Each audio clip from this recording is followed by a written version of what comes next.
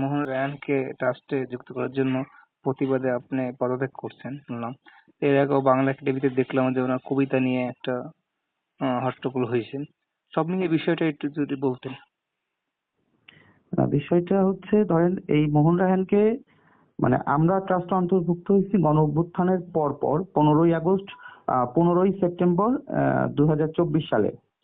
ওই সময় মোহন রায়হান এই ট্রাস্টে ছিল না, তাকে অন্তর্ভুক্ত করা হয়নি। পরবর্তীতে এই জাতীয় নির্বাচনের কিছুদিন আগে আমি সর্বশেষ মিটিং যেটাতে যাই, ওইটা থেকে দেখি মোহন রায়হান। তো তখন জানলাম যে মোহন রায়হান সহ আরো একজনকে অন্তর্ভুক্ত করা হয়েছে এরকম।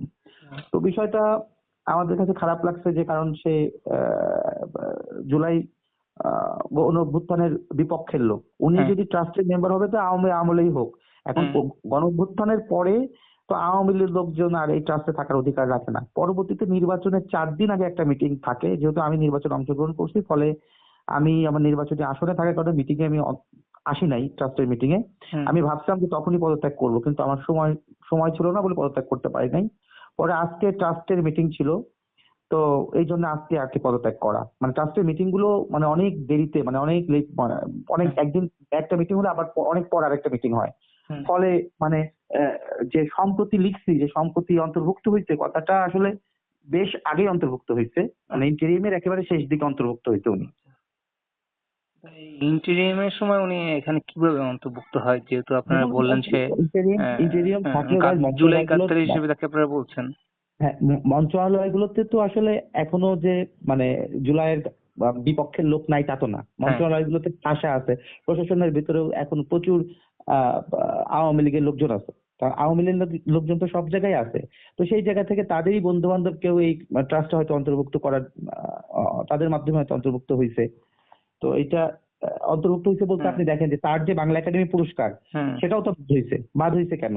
এই সমস্ত সংশ্লিষ্টতার কারণেই। বা বাংলা একাডেমিতে কিছুদিন আগে যে কবিতা পড়তে গেছে, কবিতা পড়তে যাওয়ার সময় তো ধরেন সেখানে তো তাকে কবিতা যে পড়তেছিল সেটা তো একদম জুলাইয়ের বিপক্ষে অবস্থান নিয়ে পড়তেছিল, এবং সেটা কিন্তু একটা প্রতিবাদ ওখানে করছে।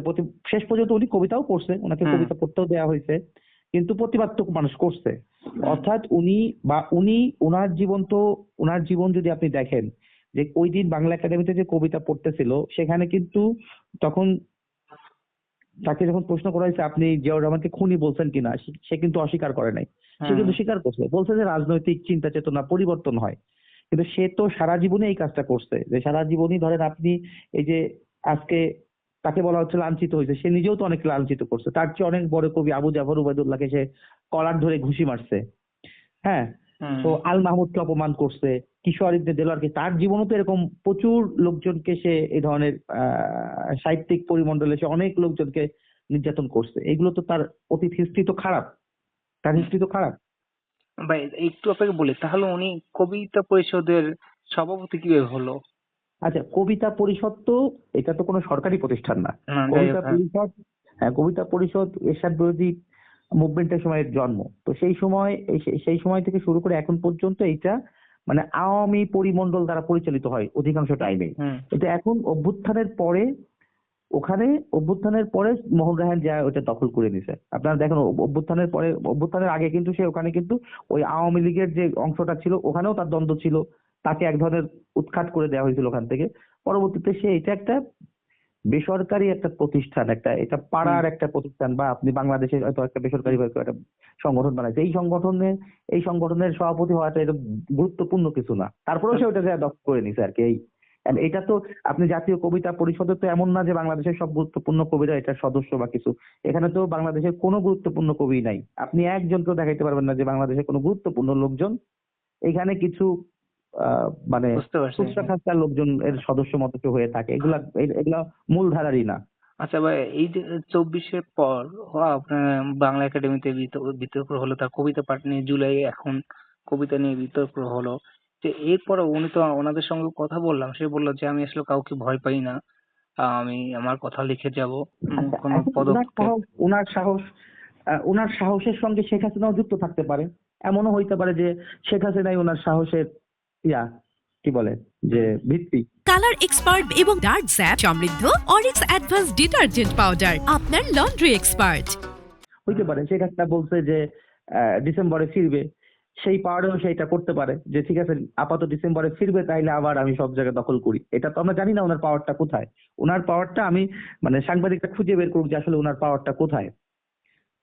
তো উনি আহ, আওয়ামী লীগের সময়ও তো সে এরকম নানান ধরনের কাজ করছে। ওনার সঙ্গে পুলিশের বেনজির ওনার বন্ধুত্ব, উনি যে দুর্নীতি করছে, এই যে তাঁতিদের হচ্ছে, আমি এগুলো অনলাইনে দেখলাম বিভিন্ন সময় যে তাঁতিদের সুতা বিষয়ক একটা দুর্নীতির সঙ্গে সে জড়িত ছিল। সেখানে বেনজিরকে সে পাবনাতে তার যে সিরাজগঞ্জ বাড়ি সেখানে নিয়ে গেছে, মানুষকে বোঝানোর চেষ্টা করছে যে পুলিশ প্রধানের সঙ্গে আমার সম্পর্ক, ইত্যাদি ইত্যাদি নানান রকমের কাজ। এগুলো তো ইন্টারনেটেই ঘুরে বেড়াচ্ছে, এগুলো তো সাংবাদিক আপনাদের তো আরো বেশি জানার কথা। হ্যাঁ, ঠিক ইন্টারনেটেই আছে। সে তো একজন কবি, তার এই কার্যক্রম কি আপনারা তো বিব্রত?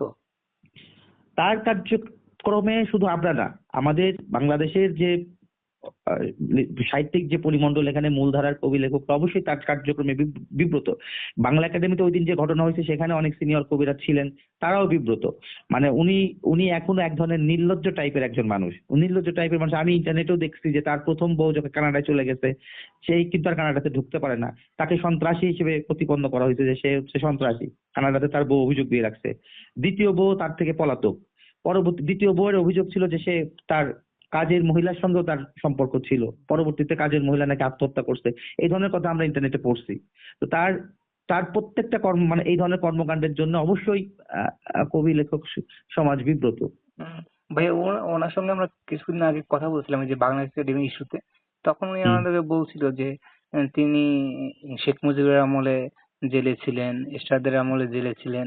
তিনি কোনো রাজনৈতিকই না, তিনি মুক্তিযুদ্ধের পক্ষে কথা বলবেন, যেটা সত্য সেটাই বলবেন। তিনি কোনো রাজনৈতিক দলের সাথে না। মানে এই বিষয়গুলো কি আসলে একটু বলবেন? আচ্ছা, এখন শেখ মুজিবের আমলে জেলে থাকলেই যে সে আওয়ামী লীগ হতে পারবে না, ব্যাপারটা কিন্তু তা না। নির্যাতিত হয়েছেন, বুঝলেন? হ্যাঁ হ্যাঁ। শেখ মুজিবের আমলেও সে জেলে থাকতে পারে। শেখ মুজিবের আমলে অনেক আওয়ামী লীগও নির্যাতিত হয়েছে, সেটা আলাদা কথা। আওয়ামী লীগের শেখ হাসিনার আমলেও তো অনেক আওয়ামী লীগ নির্যাতিত হয়েছে, তার মানে যে সে আওয়ামী লীগ না, ব্যাপারটা এরকম না। আপনি এখন সে কেন নির্যাতিত হয়েছে বা কেন জেল খাটছে সেটা আমি জানি না। তার হয়তো কোনো সমস্যা ছিল, সে জেল খাটছে। কিন্তু তার যে আপনি তার একজন লেখকের আপনি কি দেখবেন, আপনি তার লেখাটাই তো দেখবেন। তার সে লেখাটার মধ্যে সে দেখবেন যে কোন আমলে খারাপ ছিল, আপনি দেখেন তো কোন আমলে খারাপ ছিল। গত 17 বছরে শেখ হাসিনার আমলে তিনি শেখ হাসিনার বিরোধিতা করছে এরকম একটা কোনো মুভমেন্ট আপনি দেখাইতে পারবেন না। তার একটা কোনো কবিতা দেখাইতে পারবেন না, তার একটা কোনো মিছিল মিটিং কোনো কিছুই দেখাইতে পারবেন না। সে বিপ্লবী হয়েছে 5ই আগস্টের পরে। 5ই আগস্টের পরে সে একটা ভিড় ধরছে, কিন্তু আপনি তাকে দেখাইতে পারবেন না যে সে এই 17 বছর ধরে কোনো কাজ করছে। এখন অতীতে কি করছে শেখ মুজিবুর আমলে সেটা আমি এখন এখন আপনারা ধরেন এটা আপনার নিজের আদর্শের সাথে যায় না, এই জন্য পদত্যাগ করলেন। এটা কি কোনো সমাধান হলো? বা আপনার এর তো না, একটা এইটা কোনো দরকার। শোনেন, এইটা কোনো সমাধান হলো না। কারণ সমাধান না হলো আমি কি করবো? আমি এখন তাদের সঙ্গে কাজ করব? এখানে এখানে ট্রাস্টে যে ধরনের কাজ, ট্রাস্টে যে ধরনের লেখকদেরকে যে ধরনের সহায়তা করা বা যে ধরনের কাজের সঙ্গে আছে, সেখানে আমি একা একদিকে থেকে আসলে কিছু করা যায় না। কারণ হচ্ছে যে এখানে এখনো পর্যন্ত মানে দুস্থ কবি লেখকদের যে সহায়তার জন্য যে এই ফান্ড এই বোর্ডটা করা হয়েছে, এটা সঠিক এবং সুষ্ঠু ভাবে কিন্তু এই জিনিসটা বন্টন করা হচ্ছে না। আওয়ামী লীগের সময় একটা সিন্ডিকেট ছিল, সেই সিন্ডিকেটে এই টাকার পয়সাগুলো বেশ মানে এক ধরনের ভাগ করে খাইছে। ধরেন আপনি কোনো কবি লেখক অসুস্থ বা অসুস্থতা বানাইয়া তার কাছে বলতে যে ঠিক আছে তোমাকে 10 লাখ টাকা পাইয়ে দিব, তুমি আমাকে বিনিময়ে অর্ধেক টাকা দিয়ে দিবা। এই ধরনের এই ধরনের কার্যকলাপের সঙ্গে আগের আমল যুক্ত ছিল। তো এই আমলে এই ধরনের কিছু হচ্ছে না, কিন্তু এখানে নানা রকমের মানে ধান্দা থেকে যুক্ত আছে। এই নিজেদের লোকে পাইয়ে দেওয়া, যেমন ধরেন আমি আমি ট্রাস্টের মেম্বার হিসেবে আমার জেলার কোনো লোককে এখনো পর্যন্ত ওখানে রিকমান্ড করি নাই, কারণ আমার জেলাতে আমার মনে হয়েছে আর্টিস্টই নাই। কিন্তু এমন লোকজন আছে যে তার নিজের জেলা থেকেই 100-150 লোকের তালিকা এনে জমা দিছে। একটা জেলাতে আপনি আমাকে বলেন, সারা দেশেই তো আপনি কবি লেখক আর্টিস্ট 150 পাবেন না, সেখানে একটা জেলার মধ্যে কি এত কবি লেখক থাকে? তো এইটা করছে। এমনও হয়েছে যে প্রথম মিটিং যখন আমাদের উপদেষ্টা ছিলেন, সংস্কৃত উপদেষ্টা ছিলেন হচ্ছে আসিফ নজরুল। প্রথম সেই সময় কিন্তু আমি মিটিং এ দেখাইছি যে একজন বাংলা একাডেমির একজন পরিচালক, তার মেয়ে ট্রাস্টের সহায়তা পাচ্ছে। ওই উপপরিচালকের বউ আবার হচ্ছে একটা সরকারি কলেজের হচ্ছে অধ্যাপক। হ্যাঁ। এই দুইজন, এই উপপরিচালক এবং অধ্যাপক মিলে দুজন মিলে বেতন পায় 3 লাখ টাকা। তার মেয়েও এই ট্রাস্ট থেকে, এটা হচ্ছে দেখেন যে বাংলাদেশ শিল্পী কল্যাণ ট্রাস্ট, শিল্পী কল্যাণ ট্রাস্টের ভিতরে একজন মোটামুটি সচ্ছল মধ্যবিত্ত যারা 3 লাখ টাকার মতো স্যালারি পায় দুজন মিলে, তাদের মেয়েও কিন্তু একটা সহায়তা পাচ্ছে। তো এই ধরনের প্রতিবাদ করে এই ধরনের প্রতিবাদ আপনি বাকিরা সবাই বলছে না না না, কবি লেখকের সন্তান পাচ্ছে পাক। তো এটা নিতেও তো এই ধরনের, এই টাকাটাও কিন্তু খুব বেশি না, কিন্তু এটা নিতেও তো একটা চক্ষু লজ্জার ব্যাপার আছে যে সেই ভাই সারা দেশে অনেক লোকজন আছে, সেখানে যে যার খুবই দরকার সেই পাক। কিন্তু এখানে যে জিনিসটা হয় যে যার আসলে ওই অর্থে হ্যাঁ, কেউ কেউ অসুস্থ হয়েছে, ধরেন নুরুল আলম আতিক অসুস্থ হয়েছে, ওনাকে দেয়া হয়েছে, টোকন ঠাকুর অসুস্থ হয়েছে, ওনাকে দেয়া হয়েছে, এগুলো ভালো। কিন্তু এমন অনেক লোকজন আছে হয়তো যে আপনি মানে আর্টিস্ট হিসেবে তাকে চিহ্নিতই করতে পারবেন না, অথবা যার পাওয়া দরকার না সেও পেয়ে যাচ্ছে। তো এইটা আসলে তখন আপনি যখন ট্রাস্টের মেম্বার আরো 7-8 জন থাকে, কেউই আসলে না করে না যে না এটা দেওয়ার দরকার নাই, যে কোনো একটা প্রস্তাব উত্থাপন হলে ওটা শেষ পর্যন্ত পাশ হয়েই যায়। তো এখানে আমার কাজটা কি? কালার এক্সপার্ট এবং ডার্ক স্যাপ সমৃদ্ধ অরিক্স অ্যাডভান্স ডিটারজেন্ট পাউডার, আপনার লন্ড্রি এক্সপার্ট।